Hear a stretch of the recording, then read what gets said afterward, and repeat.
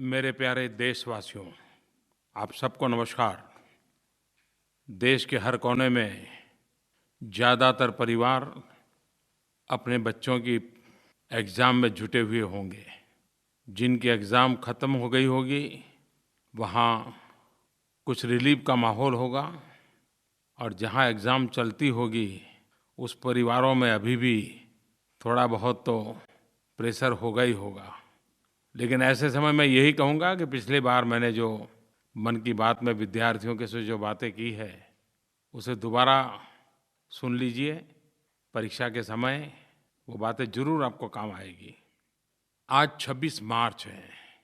26 मार्च बांग्लादेश का स्वतंत्रता का दिवस है। अन्याय के खिलाफ़ एक ऐतिहासिक लड़ाई बंगबंधु के नेतृत्व में बांग्लादेश की जनता का अभूतपूर्व विजय। आज के इस महत्वपूर्ण दिवस पर मैं बांग्लादेश के नागरिक भाइयों-बहनों को स्वतंत्रता दिवस की बहुत-बहुत शुभकामनाएं देता हूं, और यह कामना करता हूं कि बांग्लादेश आगे बढ़े, विकास करें। और बांग्लादेशवासियों से भी मैं विश्वास दिलाता हूं कि भारत बांग्लादेश का एक मजबूत साथी है, एक अच्छा मित्र है, और हम कंधे से कंधा मिला करके इस पूरे क्षेत्र के अंदर शांति, सुरक्षा और विकास में अपना योगदान देते रहेंगे। हम सबको इस बात का गर्व है कि रवींद्रनाथ टैगोर, उनकी यादें हमारी एक साझी विरासत है। बांग्लादेश का राष्ट्रगान भी गुरुदेव रवींद्रनाथ टैगोर की रचना है। गुरुदेव टैगोर के बारे में एक बहुत इंटरेस्टिंग बात यह है कि 1913 में वे न केवल नोबेल पुरस्कार प्राप्त करने वाले पहले एशियाई व्यक्ति थे, बल्कि उन्हें अंग्रेज़ों ने नाइटहुड की भी उपाधि दी थी। और जब 1919 में जलियांवाला बाग पर अंग्रेज़ों ने कत्लेआम किया, तो रवींद्रनाथ टैगोर उन महापुरुषों में थे जिन्होंने अपनी आवाज़ को बुलंद की थी। और यही कालखंड था जब 12 साल के एक बच्चे के मन पर इस घटना का गहरा प्रभाव हुआ था। किशोर अवस्था में खेत खलिहान में हँसते कूदते उस बालक को जलियांवाला बाग के नृशंस हत्याकांड ने जीवन की एक नई प्रेरणा दे दी थी। और 1919 में 12 साल का वो बालक, मतलब हम सबके प्रिय, हम सबकी प्रेरणा, शहीद भगत सिंह। आज से 3 दिन पूर्व 23 मार्च को भगत सिंह जी को और उनके साथी सुखदेव और राजगुरु को अंग्रेज़ों ने फांसी पर लटका दिया था। और हम सब जानते हैं 23 मार्च की वो घटना, भगत सिंह, सुखदेव, राजगुरु के चेहरे पर माँ भारती की सेवा करने का संतोष, मृत्यु का भय नहीं था। जीवन के सारे सपने माँ भारती की आज़ादी के लिए समाहित कर दिए थे। और ये तीनों वीर आज भी हम सबकी प्रेरणा है। भगत सिंह, सुखदेव और राजगुरु के बलिदान की गाथा को हम शब्दों में अलंकृत भी नहीं कर पाएंगे। और पूरी ब्रिटिश सल्तनत इन तीनों युवकों से डरती थी। जेल में बंद थे, फांसी तय थी, लेकिन इनके साथ कैसे आगे बढ़ा जाए, इसकी चिंता ब्रिटिशरों को लगी रहती थी। और तभी तो 24 मार्च को फांसी देनी थी, लेकिन 23 मार्च को ही दे दी गई थी। चोरी छिपी से किया गया था, जो आमतौर पर नहीं किया जाता।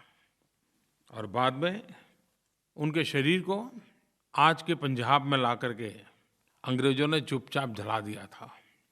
कई वर्षों पूर्व जब पहली बार मुझे वहाँ जाने का मौका मिला था, उस धरती में उस प्रकार के वाइब्रेशन में अनुभव करता था। और मैं देश के नौजवानों को ज़रूर कहूँगा, जब भी मौका मिले तो पंजाब जब जाएं तो भगत सिंह, सुखदेव, राजगुरु, भगत सिंह की माता जी और बटुकेश्वर दत्त की समाधि के स्थान पर अवश्य जाएं। यही तो कालखंड था जब आज़ादी की ललक, उसकी तीव्रता, उसका व्याप बढ़ता ही चला जा रहा था। एक तरफ भगत सिंह, सुखदेव, राजगुरु जैसे वीरों ने सशस्त्र क्रांति के लिए युवकों को प्रेरणा दी थी। तो आज से ठीक 100 साल पहले 10 अप्रैल 1917 महात्मा गांधी ने चंपारण सत्याग्रह किया था। ये चंपारण सत्याग्रह की शताब्दी का वर्ष है। भारत के आज़ादी के आंदोलन में गांधी विचार और गांधी शैली, इसका प्रकट रूप पहली बार चंपारण में नजर आया। आज़ादी के पूरी आंदोलन यात्रा में ये एक टर्निंग पॉइंट था, खास करके संघर्ष के तौर तरीके की दृष्टि से। यही वो कालखंड था, चंपारण का सत्याग्रह, खेड़ा सत्याग्रह, अहमदाबाद में मिल मजदूरों की हड़ताल, और इन सब में महात्मा गांधी की विचार और कार्यशैली का गहरा प्रभाव नजर आता था। 1915 में गांधी विदेश से वापस आए और 1917 में बिहार के छोटे से गांव में जाकर के उन्होंने देश को नई प्रेरणा दी। आज हमारे मन में महात्मा गांधी की जो छवि है, उस छवि के आधार पर हम चंपारण सत्याग्रह का मूल्यांकन नहीं कर सकते हैं। कल्पना कीजिए कि एक इंसान जो 1915 में हिंदुस्तान वापस आए, सिर्फ 2 साल का कार्यकाल, न देश उनको जानता था, न उनका प्रभाव था, अभी तो शुरुआत थी। उस समय उनको कितना कष्ट झेलना पड़ा होगा, कितनी मेहनत करनी पड़ी होगी, इसका हम अंदाज कर सकते हैं। और चंपारण सत्याग्रह ऐसा था कि जिसमें महात्मा गांधी के संगठन कौशल्य, महात्मा गांधी की भारतीय समाज के नब्ज को जानने की शक्ति, महात्मा गांधी अपने व्यवहार से अंग्रेज सल्तनत के सामने गरीब से गरीब, अनपढ़ से अनपढ़ व्यक्ति को संघर्ष के लिए संगठित करना, प्रेरित करना, संघर्ष के लिए मैदान में लाना, ये अद्भुत शक्ति के दर्शन कराता है। और इसलिए जिस रूप में हम महात्मा गांधी के विराट काल को अनुभव करते हैं, लेकिन अगर 100 साल पहले के गांधी को सोचें, उस चंपारण सत्याग्रह वाले गांधी को, तो सार्वजनिक जीवन की शुरुआत करने वाले किसी भी व्यक्ति के लिए चंपारण सत्याग्रह एक बहुत ही अध्ययन का विषय है। सार्वजनिक जीवन की शुरुआत कैसे की जा सकती है, खुद कितना परिश्रम करना होता है, और गांधी ने कैसे किया था, ये हम उससे सीख सकते हैं। और वो समय था, जितने बड़े बड़े दिग्गज नेताओं के हम नाम सुनते हैं, गांधी ने उस समय राजेंद्र बाबू हो, आचार्य कृपलानी जी हो, सबको गांवों में भेजा था। लोगों के साथ जुड़ करके लोग जो काम कर रहे हैं उसी को आज़ादी के रंग से रंग देना, इसके तरीके सिखाए थे। और अंग्रेज लोग समझ ही नहीं पाए कि गांधी का तौर तरीका क्या है। संघर्ष भी चले, सृजन भी चले, और दोनों एक साथ चले। गांधी ने जैसे एक सिक्के के 2 पहलू बना दिए थे, एक सिक्का का एक पहलू संघर्ष, तो दूसरा पहलू सृजन। एक तरफ झेल भर देना, तो दूसरी तरफ रचनात्मक कार्यों में अपने आप को खपा देना। एक बड़ा अद्भुत बैलेंस गांधी की कार्यशैली में था। सत्याग्रह शब्द क्या होता है, असहमति क्या हो सकती है, इतनी बड़ी सल्तनत के सामने असहयोग क्या होता है, एक पूरी नई विभावना गांधी ने शब्दों के द्वारा नहीं, एक सफल प्रयोग के द्वारा प्रस्थापित कर दी थी। आज जब देश चंपारण सत्याग्रह की शताब्दी मना रहा है, तब भारत के सामान्य मानवी की शक्ति कितनी अपार है, उस अपार शक्ति को आज़ादी के आंदोलन की तरह स्वराज्य से सुराज्य की यात्रा भी 125 करोड़ देशवासियों की संकल्प शक्ति, परिश्रम की पराकाष्ठा, सर्वजन हिताय सर्वजन सुखाय, इस मूल मंत्र को लेकर के देश के लिए, समाज के लिए कुछ कर गुजरने का अखंड प्रयास ही आज़ादी के लिए मर मिटने वाले उन महापुरुषों के सपनों को साकार करेगा। आज जब हम 21वीं सदी में जी रहे हैं, तब कौन हिंदुस्तानी ऐसा होगा जो भारत को बदलना नहीं चाहता होगा? कौन हिंदुस्तानी होगा जो देश में बदलाव के लिए हिस्सेदार बनना नहीं चाहता हो? 125 करोड़ देशवासियों की यह बदलाव की चाह, ये बदलाव का प्रयास, यही तो है जो नए भारत, न्यू इंडिया, इसकी मजबूत नींव डालेगा। न्यू इंडिया न तो कोई सरकारी कार्यक्रम है, न ही किसी राजनीतिक दल का मैनिफेस्टो है, और न ही यह कोई प्रोजेक्ट है। न्यू इंडिया 125 करोड़ देशवासियों का आह्वान है। यही भाव है कि 125 करोड़ देशवासी मिलकर के कैसा भव्य भारत बनाना चाहते हैं। 125 करोड़ देशवासियों के मन के अंदर एक आशा है, एक उमंग है, एक संकल्प है, एक चाह है। मेरे प्यारे देशवासियों, अगर हम थोड़ा-सा अपनी निजी ज़िंदगी से हट करके संवेदना सभर नज़र से समाज में चल रही गतिविधियों को देखेंगे, हमारे अगल-बगल में क्या हो रहा है, उसको जानने समझने का प्रयास करेंगे, तो हम हैरान हो जाएंगे कि लक्षावधि लोग निस्वार्थ भाव से अपने निजी जिम्मेवारियों के अतिरिक्त समाज के लिए, शोषित पीड़ित वंचितों के लिए, गरीबों के लिए, दुखियारों के लिए कुछ न कुछ करते हुए नजर आते हैं।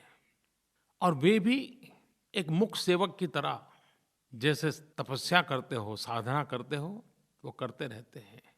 कई लोग होते हैं जो नित्य अस्पताल जाते हैं, मरीजों की मदद करते हैं। अनेक लोग होते हैं पता चलते ही रक्तदान के लिए दौड़ जाते हैं।